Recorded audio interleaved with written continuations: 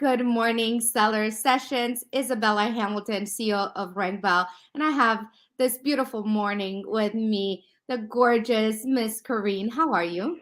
I'm doing great. How are you?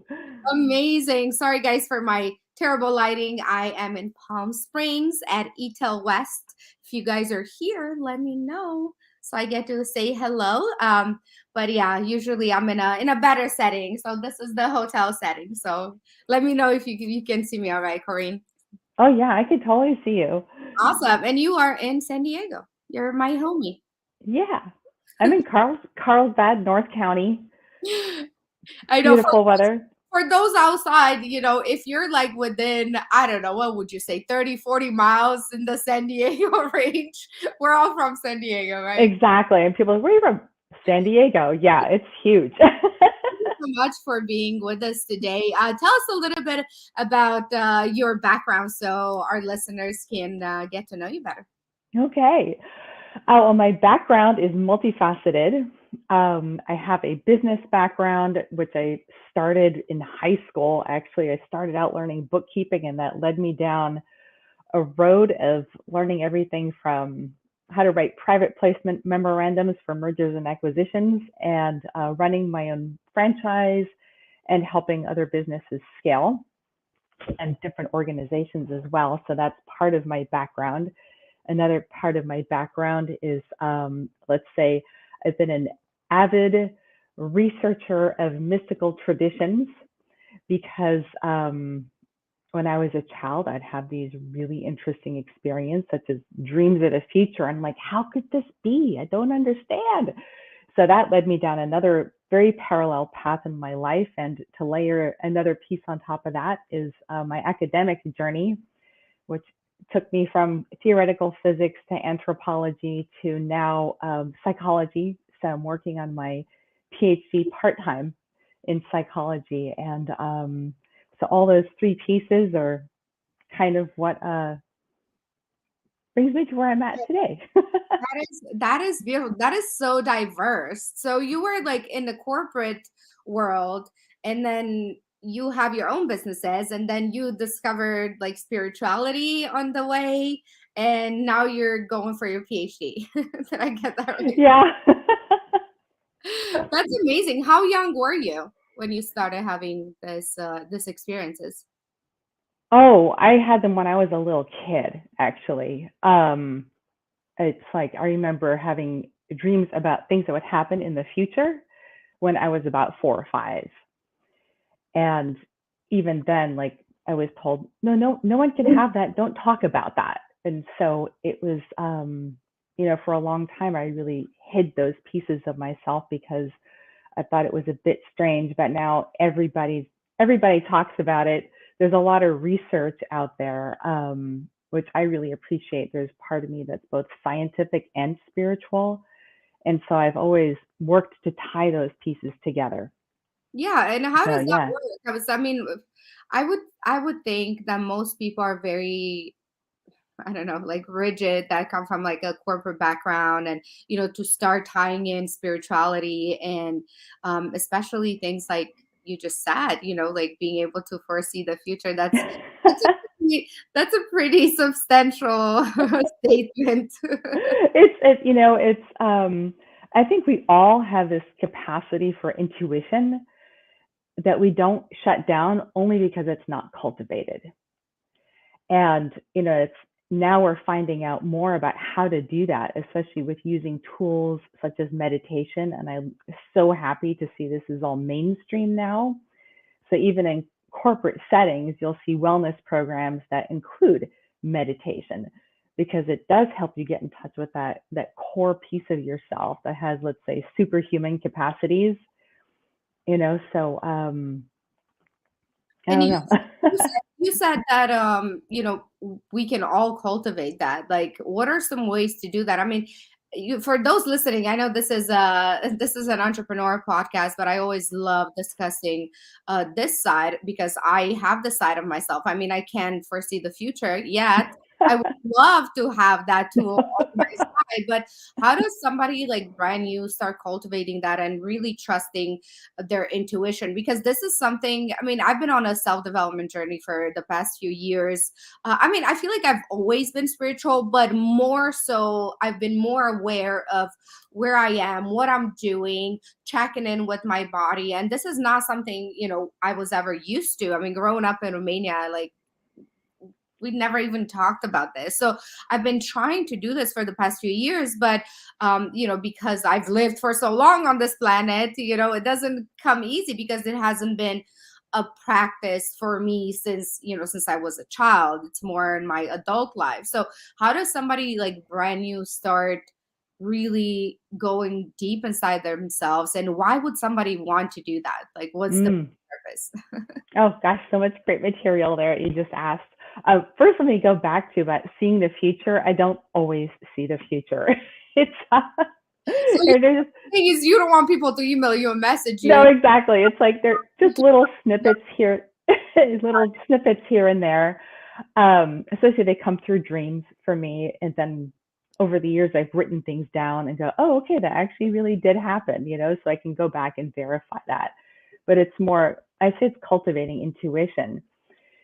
So in answer to your question of ways to begin to cultivate that, and like, why would you do that? So over the years, I've been down a lot of different, looked into a lot of different spiritual paths, studied a lot of different traditions, studied things from a scientific perspective. And the thing I keep coming back to always is the key is really in our minds.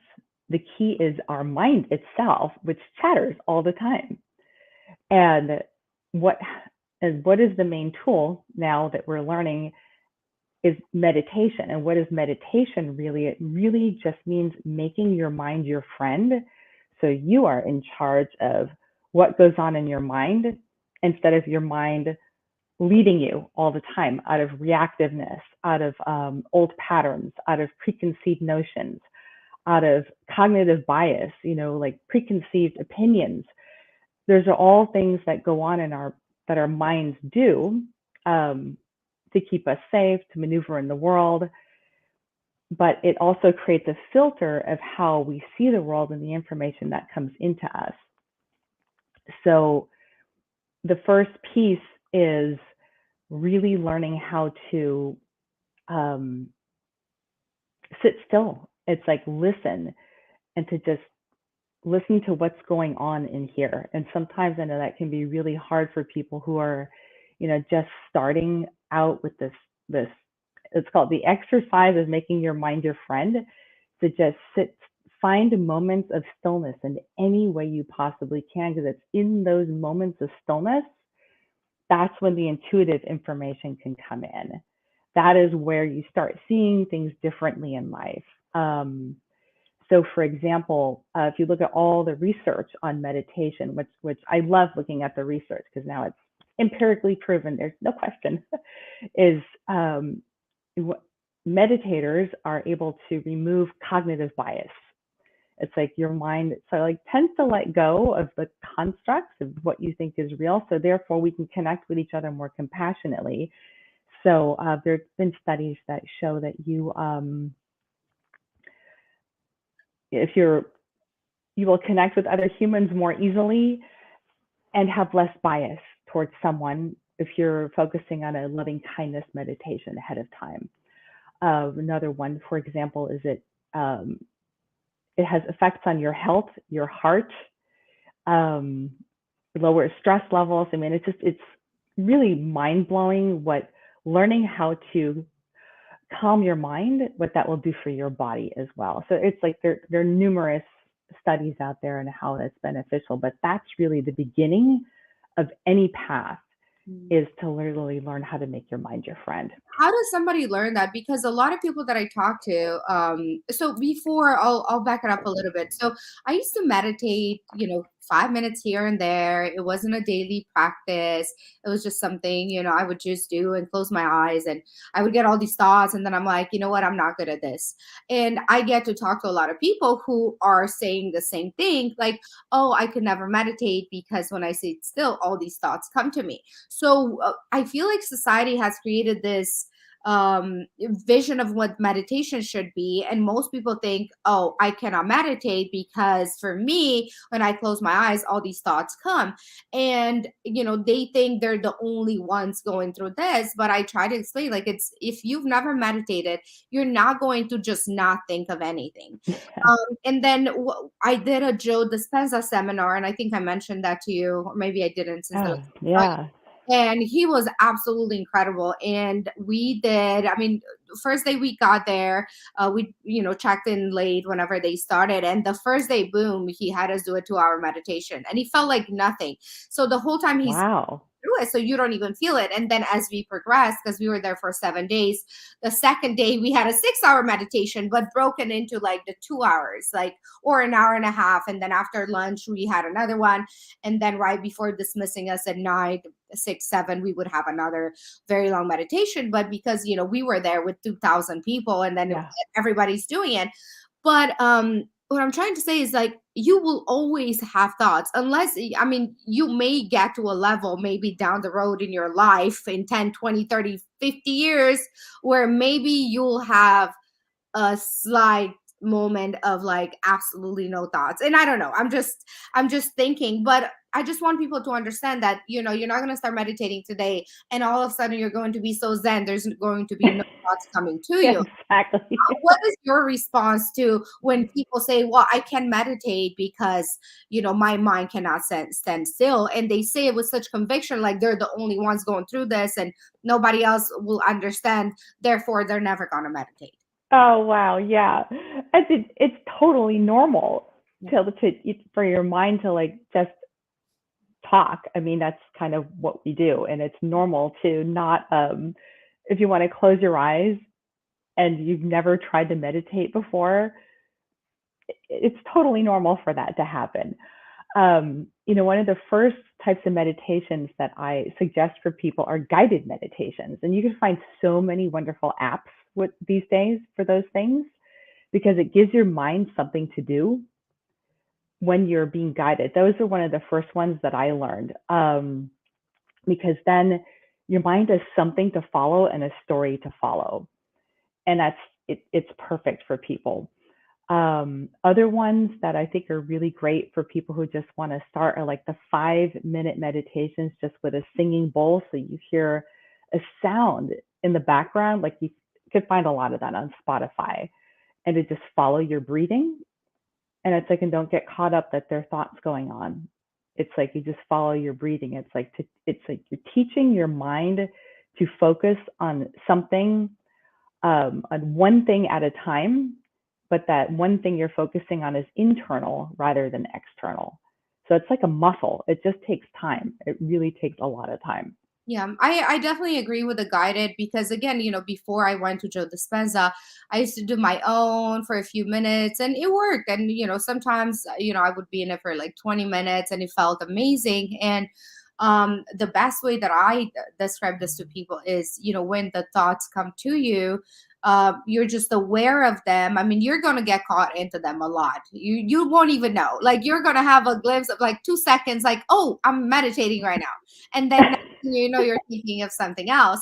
So my advice for those who are going through this, which is probably all of us, is, you just redirect your focus back on your breathing or to the present moment. So instead of, making us feel guilty, like, oh my God, I just messed up again, I am in a meditation, why am I so terrible at this, why can I not meditate, Yeah. I can all my friends can do it, what is wrong with me? And then you start getting into this, you're thinking about making yourself guilty while you're meditating. Yeah. Then It's self-sabotage. guilt to everything, almost in a like we're punishing ourselves. Like, see, I told you you're not good enough for this. So like we mental punish ourselves all the time. So what I found out was like just releasing that and say, you know what, like I am human, I will have thoughts. And whenever I remember that I'm meditating, like, oh, I just got drifted to like, oh, what my next meeting is, I just bring it back. I just say thank you without holding that grudge against myself that my mind is not working right. And the more you do this, the more you'll be able to redirect your thoughts and kind of let them pass. And then, you just keep bringing your awareness. But the guided meditations I love because, I have some of the Joe Dispenza that I listen to, and some of them are an hour, Corinne, or like 80 minutes. And I put my headphones on, and next thing you know, he's like, okay, now you can open your eyes. And I'm like, holy cow, like how did an hour and 20 minutes just went by?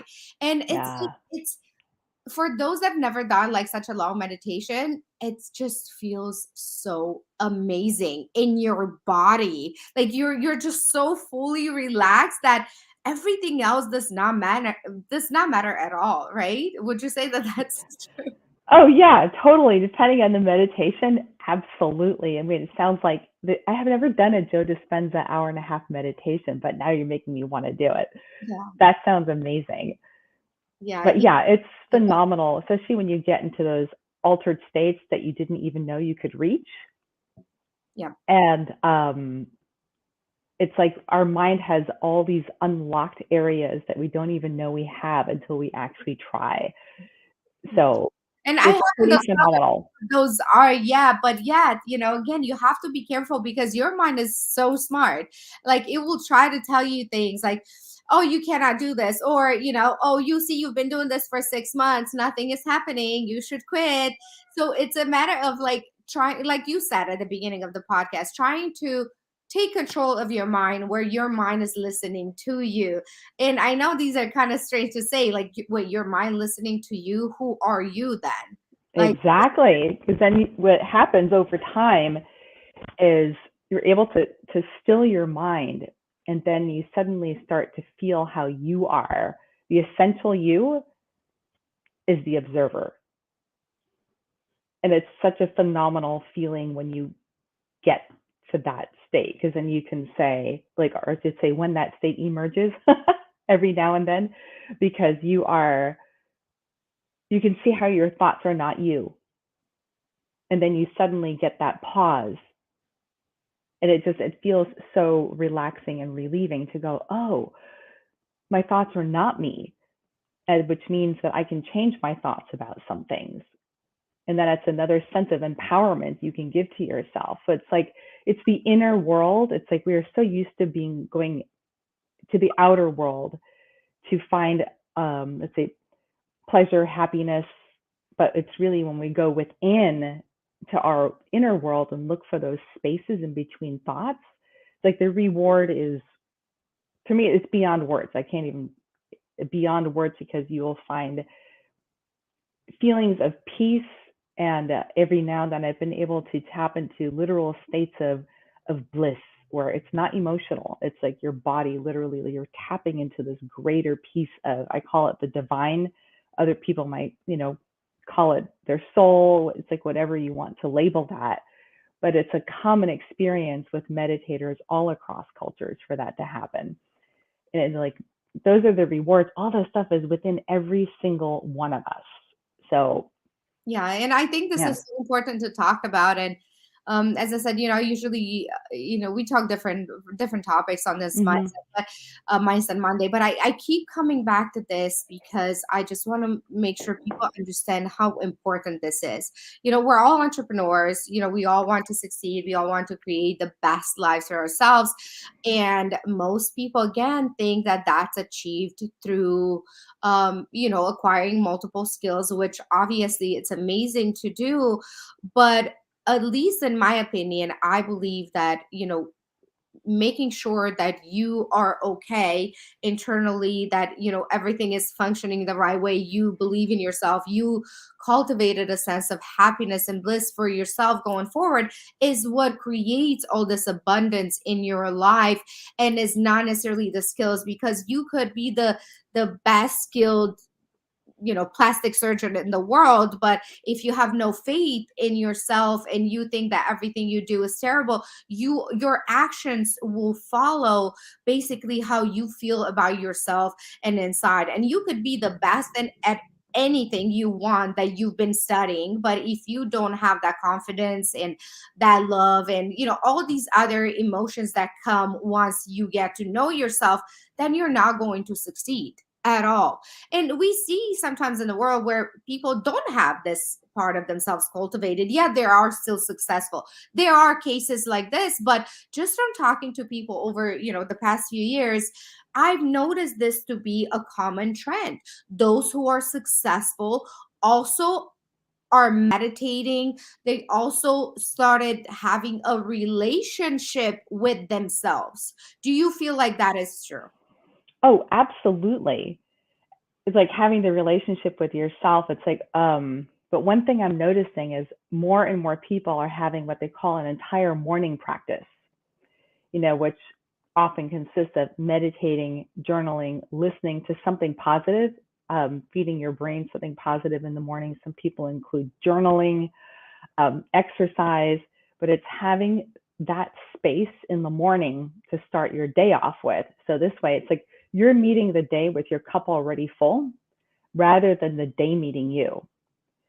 But what I find is the most challenging for people is when they're starting from scratch, or like let's say they've fallen off their morning practice for a while and then want to come back to it. It's really challenging because it's like your mind is almost, it's like it gets in the way. It's almost like the mind tries to self-sabotage you to not get back to your center. It's really phenomenal. It's like the fear just gets ignited to not like get back to the center. But Why do you think that is? It's something I'm sure there's a good answer, and I don't have a good answer at the moment. I've really thought about it, like why do we do that? And I think if I had to give an answer right now, it's because what happens is we start getting so reactive to the world around us. We're becoming reactive, and then we're also basing our reactions on fear. And then when you're basing your reactions on fear, it just makes it very hard to sit still, because then you're afraid if you're not acting, you're not fixing something. And it's where we need to go, oh, okay, I'm feeling fearful, but I know if I take the deep breath, I need to tell myself, I take the deep breath, I'm going to have a better perspective of the situation. And I think it's that fear piece that gets in our way. Right. I feel like, when we hold on to that, again, I believe that, we create our own reality, and the decisions we take also create our own reality, and Yeah. what we tell ourselves. So if you are going into a business opportunity already feeling like this is not going to work for you, you're already bringing all these emotions. You're already creating your reality, whether you know it or not. And I think that's another important piece to mention. If you go into a business opportunity with the thoughts that you're not smart enough to make it, you're not this, you will sabotage that specific instance with your thoughts without even noticing, without even knowing. And then what Yeah. do? You just come back and say, well, you see, I knew it, I'm not meant for this. Yeah, and I think that brings up another really good point. I mean, aside from just meditation, which is one piece of it all, it's like to know yourself, to really understand what goes on inside you, to take the time to learn about what are your trigger points, what are things that make you feel like you have low self-esteem and don't believe in yourself. Like, where did that all come from? And so then you understand when you get triggered or you feel like, oh God, I can't do something, you can catch yourself in the process and go, oh, well, why do I believe that? And then what kind of help do I need to get over that? So it's like, it's really, really important. Something that I found enormously useful is, aside from reading personal development books, is also going to therapy, to learn to understand myself a lot better. And people use coaches, therapists, like It's like whatever works to get that reflection, because sometimes you can't see yourself like what is so obvious that another person can see. And that's why it's like, even in business, that's why, we hire consultants, because when you're within your own business, like you can't necessarily see what's obvious to someone else who's an outside party who can come in. It's the same thing with having a coach or a therapist who can help you identify the pieces that block you, and you don't even know they're there. You just know that, why is it I've tried this 5 times and it's still not working? Like, what is it that I'm missing? It's more like having the willingness to know there's something you don't know. And in that sense, like having, being humble, saying, okay, well, teach me. To be teachable is really important. So those things can really help lead to success. Yeah, and you have to like first want to change, because a lot of people don't think anything is wrong with them. Not in that sense. And that's great attitude to have. But what I noticed, even for myself, and I am probably one of the most open-minded people you can meet. You tell me something, even if I've never heard a concept, like I'll be like, all right, let me check it out. Like I am open-minded. And not everybody is like that. But what I found, Corinne, I discovered even this past week, I feel like this whole year has been like breakthrough every day, but like even for small things, right? And what I realized, I'm like, oh my God, that is something I never even thought to question. I just thought it's my personality. And what I realized is like, actually, even your personality, like, where does that come from? Where are these traits come from? Am I this way because my parents were this way? Like, where did I cultivate that? And that's, another thing people don't ask. They just assume that, well, I just don't like to go to concerts, right? They have no idea why. But then if you start, when you meditate, or even if you just you just sit around your house and you're like, let me do some work with myself. Like, why is it that I do not like concerts? And then if you keep asking yourself that and keep digging deeper, you're gonna be like, oh my God, I had no idea that, it was that incident when I was like 6 years old that freaked me out. I just always assumed it's just something I'm not into. So when you start doing this work on yourself, you're going to start realizing that there's so many things in your life that you take as Bible, that you is just who you are, but really it's something that you collected over the years from different people, from culture or religion or TV or whatever it is. And all I'm saying is, it doesn't matter how far deep you are into this discovery of yourself. It can be now, it can be 10 years, 20 years. You're always going to find more, and it makes it exciting, actually, because I'm like, oh my God, like, okay, so if this is not who I am, even though I've been doing it for the past whatever 10 years or 20 or 30, I can now change that. And once you realize that you have power to change what you believe about different things, it's like discovering a whole new world. Like, oh my God, wait, now I love concerts. Like, how exciting is it that you're discovering a new side of yourself? So always go in with a feeling of joy and like childlike actions and personality. Yeah, I love that. It's like to be curious about life, to be like endlessly curious. Yeah. And about yourself too. And I love that you said that.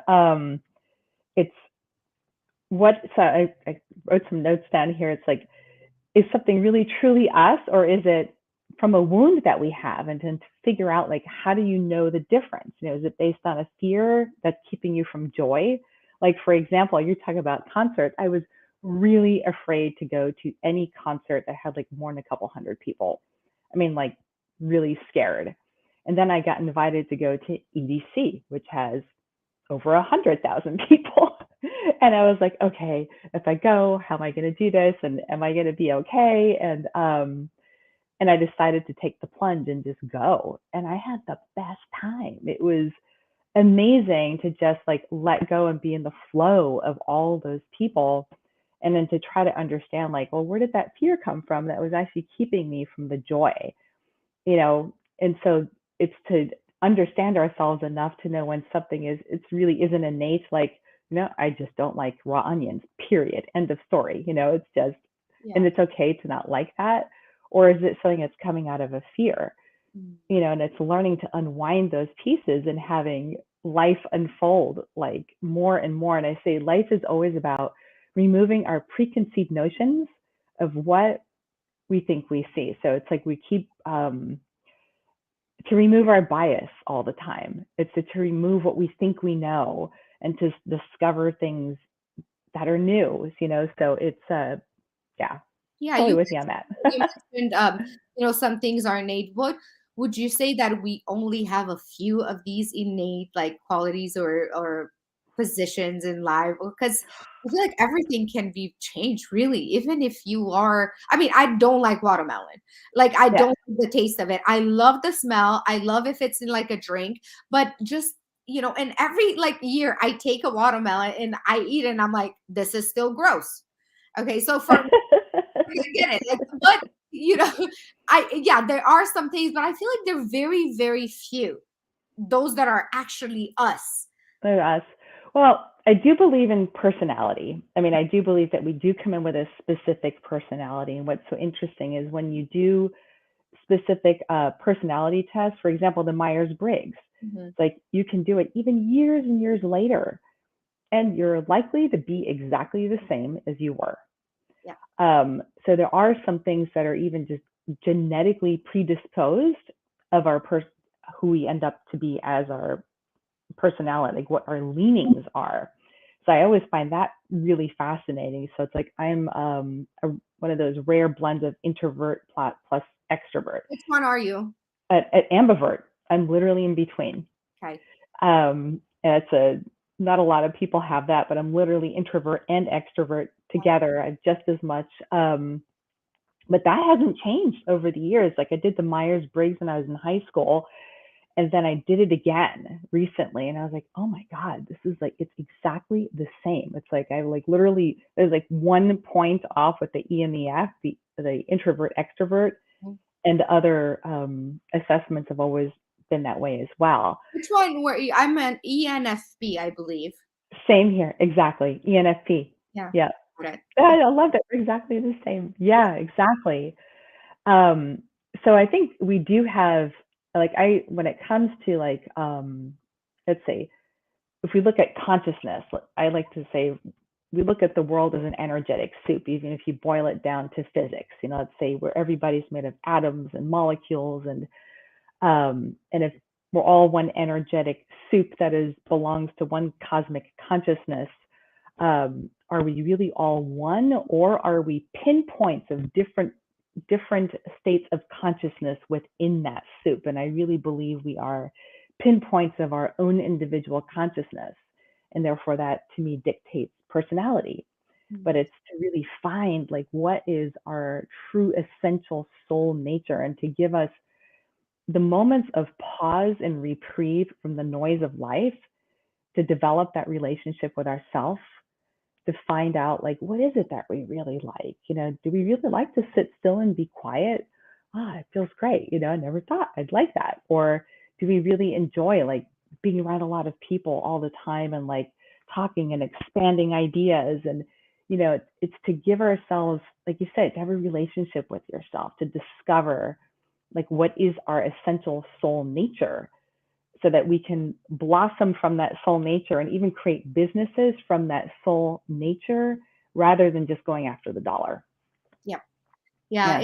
Yeah. I love like all the friends that I've acquired over the years because it's like you get to like find your tribe, and I love the conversations that I am having with my friends, and I feel like the more I talk about this openly, the more people find you who are interested in having this conversation. So I was talking to my friend yesterday, and we were just saying how the end goal for everyone is really to be happy, right? Like if you go through your whole list, I want to get married, I want to have kids, I want to have a career, I want to make 500,000 a year, in 10 years I want to buy a helicopter, and this, and it's like it's all these things that we want, but really the main reason we want this, most people will say freedom, which it's one of my favorite words. But then even that has a further goal. Like, why do you want to feel freedom? Well, it's really because I want to be fully happy, right? So Mm. I feel like everybody's goal in this world is to eventually be happy. So what I've learned through meditation and just through self-development skills is like, how can I be happy now, which in exchange will give me all these other things that I am after, the material things. But that's the trick here, because, people will be like, well, if I'm happy now, that, I'm not going to work as hard and I'm not going to be grinding because, I need to focus on something. And, of course, these are thoughts that, I've also had. And, we think, I don't know how many thousands of thoughts a day. And I'm sure it had crossed my mind, but it's like, okay, but what do you choose? Do you choose to be unhappy and, feel miserable all the time with the thought that, in 10 years, I will be able to have fun and be happy? And meditation has helped me get to that happiness part faster. And I'm not saying I'm walking around like, you know, like a saint all day and I'm just floating in happiness. But, if I remind myself, hey, remember to be happy, like literally as simple as that. And I just close my eyes, or I can even do it. Like now I've especially after Joe Dispenza, like I've done it so many times that I can just sit like this and like just breathe in and like have that butterfly feeling in my heart for absolutely no reason, just because I am alive. And for those listening, like, you don't have to have a reason. You can just tell me, well, I have no reason to be happy. My mom is sick, I just lost my job, this. I am sure you can find reasons to be happy at any time. Like, even if you're listening to this, it tells me you have a phone or a laptop, or, you have means and ways of even listening to this, you're already blessed.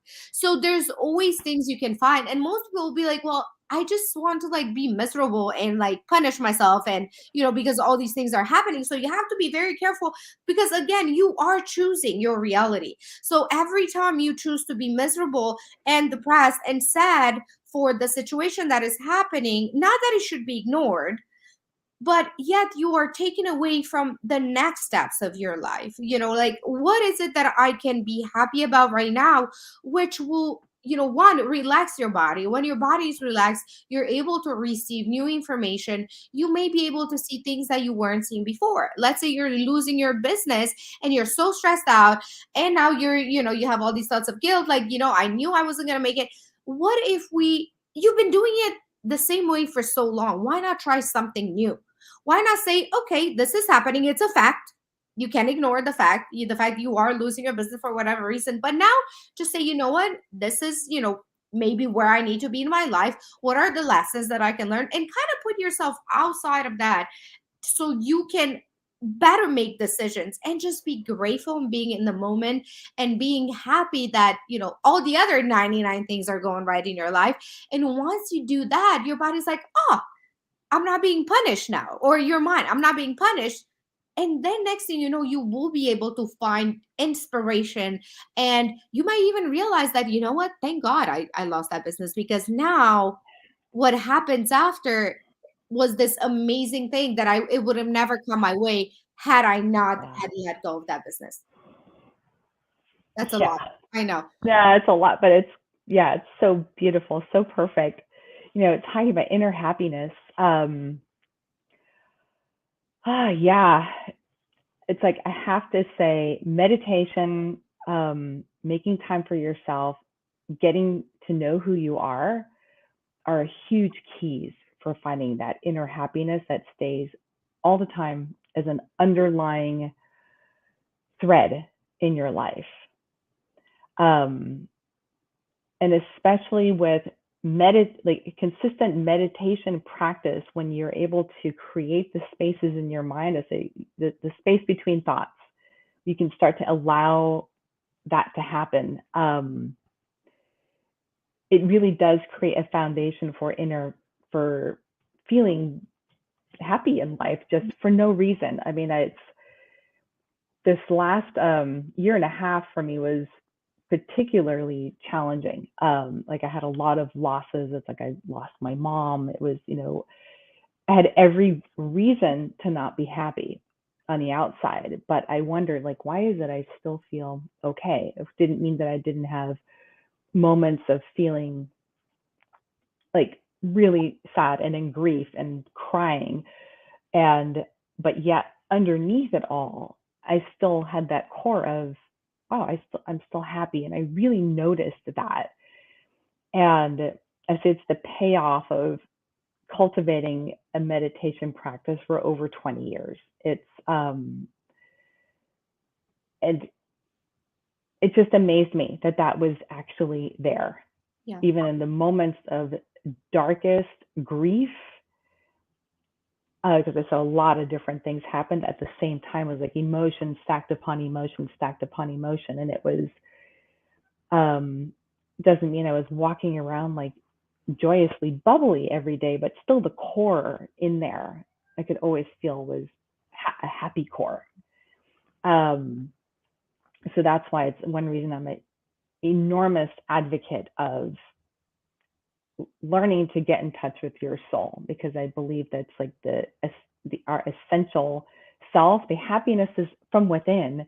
So therefore, we're not looking for things to make us happy from the outside. We're already happy from within. And therefore, what we're looking for on the outside is to add to it. Like, what adds to that? What can we give? It's like it becomes a different perspective. Also, talking about happiness, and like, especially during times like when you feel depressed, and like the stuff that all of us went through so much recently. I have not met a single person who has not been through an enormous amount in the last year and a half with the pandemic. One of the things that I love is gratitude, because that's something, again, like there are empirical studies that have proven it changes our brain chemistry when we start thinking about things we're grateful for. And it can be something as simple as, I am grateful these days that they make pencils because I can use one. I'm grateful I have fingers to use my pencil with. And even if that's at the point, I've been at those times where I'm like, okay, I got to find something to be grateful for. What is it? Let's start. But I know the practice. I know it actually works. Like if you, hold on a second, I'm beginning to hear my cat. She's being very talkative at the moment. She's adding to the conversation. But that, if you start a list with 10 things and really feel each one of those things that you're grateful for, it immediately creates a shift in your consciousness and a sense of well-being. And it's amazing that it's been clinically proven that this helps people get out of depression, like literal depression, having a gratitude practice. And when I first heard about it, I thought, oh, this is going to be really dumb, because it's like I'm going to have to just think about things I'm grateful for, and it's supposed to make me feel glad that I'm not like, I don't know, somewhere else and just have a really awful life. So, but I didn't realize it actually changed brain chemistry. So that's really the entire secret behind it. And for me, that really helped my brain want to do it. So I'm like, oh, okay, it changes brain chemistry. Let's do this. So, yeah, those things are so important to And I even love create sense of happiness. you brought the fact that it's also science proven, because Yeah. it has been a misconception over the years that you can either be one or the other. You cannot be a spiritual person and have meditative practice and also be like a badass corporate boss. These two were like two different things. And those who are usually in a corporate world, they're a little bit more analytical. A lot of them are maybe engineers, and people who are very straightforward. And it's like, how do you mix the two? But now there's so much data and science proven that even people that have been skeptical can go and search for this and actually read it in their own way of like, okay, I understand why this makes sense, because when you do this, then the brain does this, and then it's easier for them. Whereas maybe 20-30 years ago, this wasn't like something like an information so easy to get. So there's so much out there for everyone right now. I mean, we can talk about it all we want, and we can try to convince people, but and probably those of you who have been following me for a while, they can tell like I am so passionate about this, because It is the only thing that matters in this world. Being able to make peace with yourself, in your soul, in your body, you will have that prosperous life that you are looking for. It is not outside yourself. It is not outside yourself. Doesn't matter what you look like, doesn't matter how smart you think you are. That can only take you so far. Imagine like just giving up all these ideas of what you think you can achieve and just embracing this, I choose to be happy now, and see how the world will change around you. Yeah. It's so important. It really is. You made me think of another way to apply this to business, and how I'm like watching it being applied, even in larger corporate structures. Actually, hold on one moment while me and my cat have a quick little discussion here. It's like me and my child. Like, listen, there we go. Child, do not come in the room when I'm on a podcast. And sometimes I see him coming and he's waving like, oh. I decided it was time to like start talking, and I'm like, no, okay. So anyway, what I wanted to say is, there are a lot of corporate leaders who actually have a daily practice quite a lot. And what's so interesting about meditation itself is that it also generates empathy and compassion. And that's also been clinically proven, which, like, again, I love the science behind all of this, instead of just the intuitive piece. But I can't help but wonder if that's one reason we're seeing a lot more businesses being geared towards what product are we giving to the world? How can we help the world? How can we build a culture that is based on kindness and compassion, and that is human-centered? So we're seeing a lot more, even it's a trend. I think it's an emerging, let's call it an evolutionary trend, where people no longer just want to go sit in a cubicle and work for a company that has no meaning.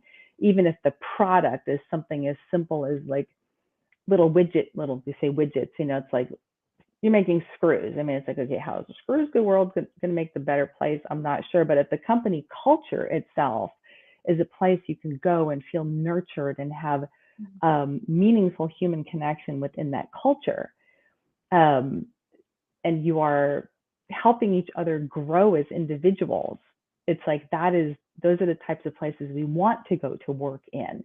Those are places that are based on kindness and compassion and human connection. So, those are, I think we used to maybe categorize a lot of those things as being more spiritual, but now we're starting to really see how they're just part of our human value system of what makes life more fulfilling for everyone. So that's how I'm seeing it starting to really become part of the norms and trends of emerging businesses. These same values that you can get from spending time to sit still. Yeah. I love that. I think you are right.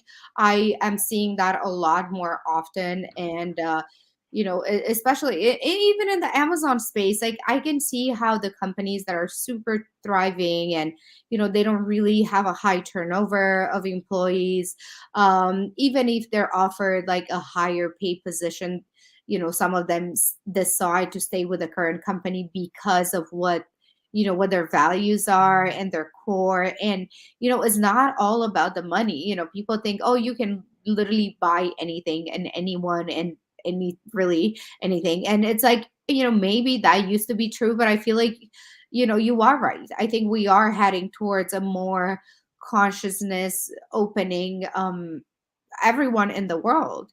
And even with the war happening and COVID, even these things, I feel like they're kind of there to distract us from our own awakening. But it's still happening, because it's this may even bring us all closer now, because now you're feeling empathic for all these people that you might not know. I mean, we all have friends all over the world. I have Ukrainian friends, I have Russian friends, and I can't, be like, oh, I am for this and not for this, because it's not really our battle. Like our human souls, like they just want to love each other, and there are different powers in the world that they're so much higher than just your regular person, that they're the ones having the conflict, and it kind of trickles down onto the population. But if we keep opening our heart and really focusing on peace in the world and love. And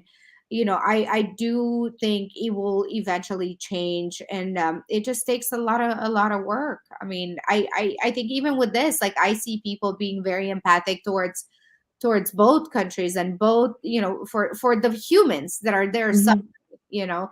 And it's so funny. I'll just make a little comment. So I went out Saturday. Weirdest thing that ever happened to me, and a lot of weird things happened to me throughout my life, but this is probably, I would classify this as one of the weirdest. So I went out, and it's kind of chilly in San Diego at night, for Yeah. those who are outside California, it's chilly. Okay. So I had this gorgeous, like, purple coat, very cute, and he has like fur here. And I went into this, place, and this guy comes up to me, and he's like, excuse me, your jacket looks like you are supporting Russia. Like, do you hate kids, and do you hate people? And I'm like, I was like shocked.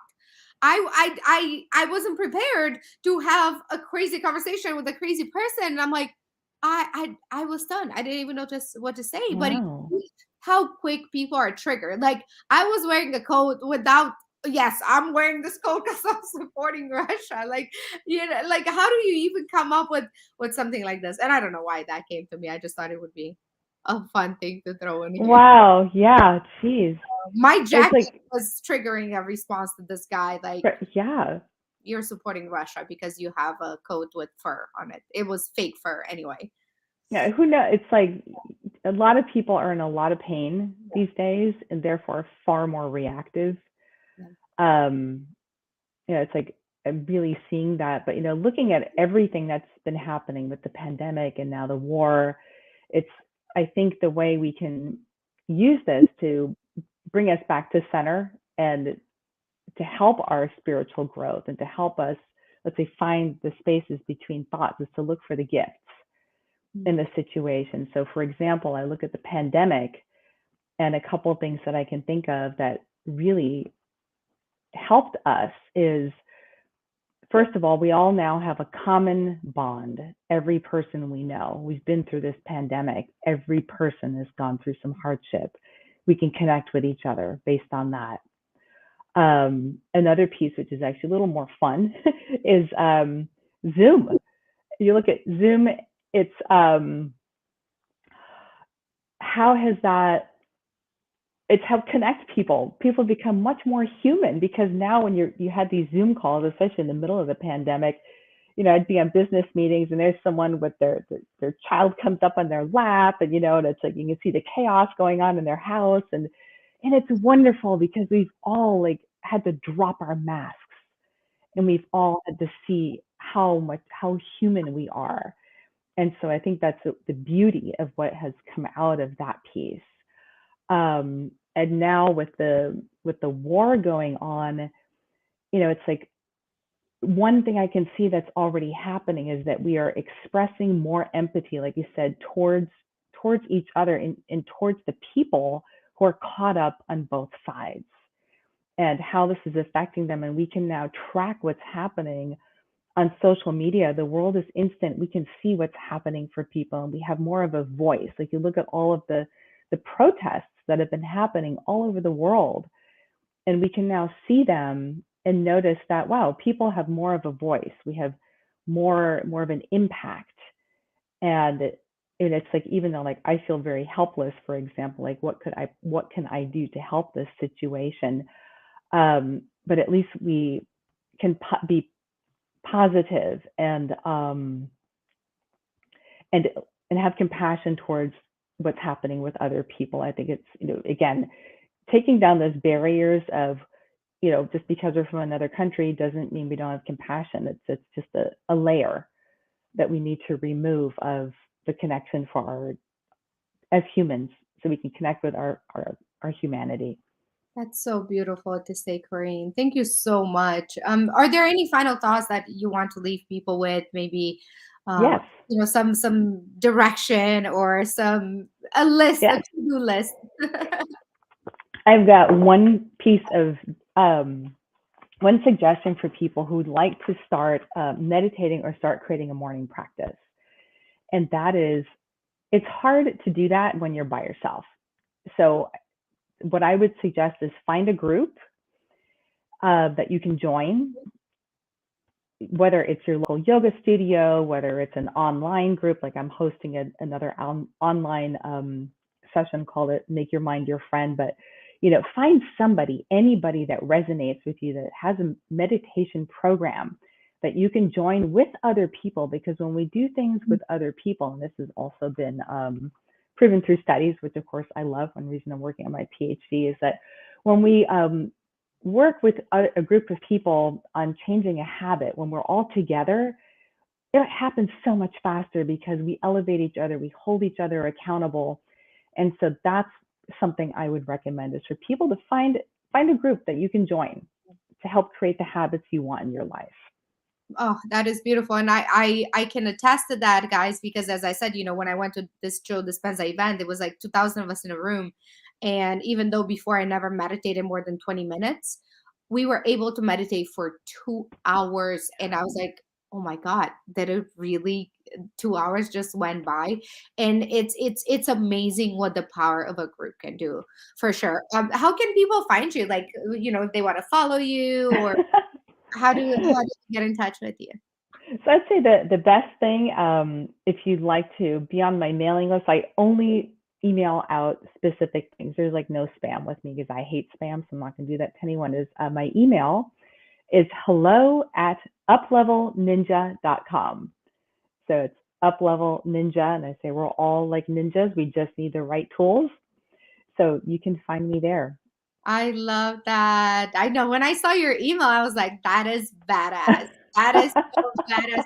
And I know we didn't even get to talk about all the amazing things that you're doing in your life and how many other things you're doing. And it's just shocking. Maybe we'll have you in a few months again, because I think you're just so extraordinary. I mean, you're working on your Thank you. business, you have businesses, and you do fire spinning now. Should we just Yeah. let people know, like, Corey, you are so cool. You are the embodiment of like intelligent, gorgeous, sexy, smart, Oh, and you're so sweet. you twist fire. And who knows what else you're doing that. But it's just to show you guys that you can have it all. You can. Oh, I should probably mention my book for anyone. You should do that. That would be lovely. It's I totally realized it probably might help some people. It's called A Handbook for Badass Spiritual Warriors. And anybody who's trying to walk a spiritual path and live in this world fully, it's like, we are badasses. It is hard to do, and you have to give yourself some credit. So that is, you can find it on Amazon. And it's a very short book that's meant to, you can open it up at any page. It's going to help you like remember, oh yeah, that would really be helpful if I do that right now. And I wrote it to help remind myself of things that have worked for me. And it's just best practices that I've found that really help people stay on the path, get on the path. And actually, I've had a lot of great feedback. People seem to really love it.